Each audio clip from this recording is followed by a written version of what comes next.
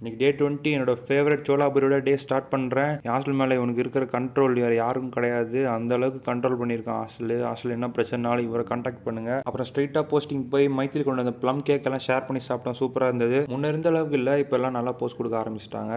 திடீர்னு சம்மந்தமே இல்லாமல் ஃபோன் எடுத்து எல்லாம் போஸ்ட் கொடுக்குறாங்க. நவரச நாயகியோட ரியாக்ஷன்ஸுக்காகவே நிறைய பேர் என் ரீல பார்க்குறாங்க. அதுக்கப்புறம் நான் ஆழ்ந்த சிந்தனையில் போயிட்டு எப்படி படிக்கலாம் என்ன பண்ணலாம்னு யோசிச்சுட்டு இருந்தேன். அப்புறம் போஸ்டிங்கில் இன்ஸ்ட்ருமெண்ட்லாம் சொல்லி கொடுத்தாங்க.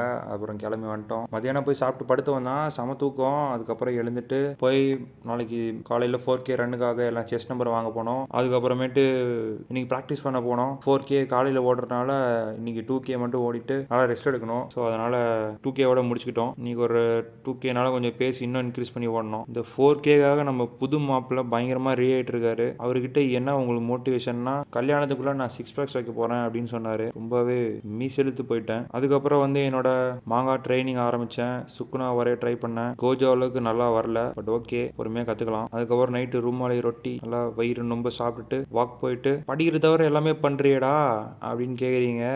அதனால் நான் படிக்க ஆரம்பிச்சிட்டேன், பார்த்துக்கோங்க. ஆப்தால்மாலஜி. ஸோ அதுக்கப்புறம் எனக்கு சீக்கிரமாக தூங்கணும். ஸோ நான் சீக்கிரமாக ரீல் எடிட் பண்ணிட்டு தூங்க போகிறேன். Good night.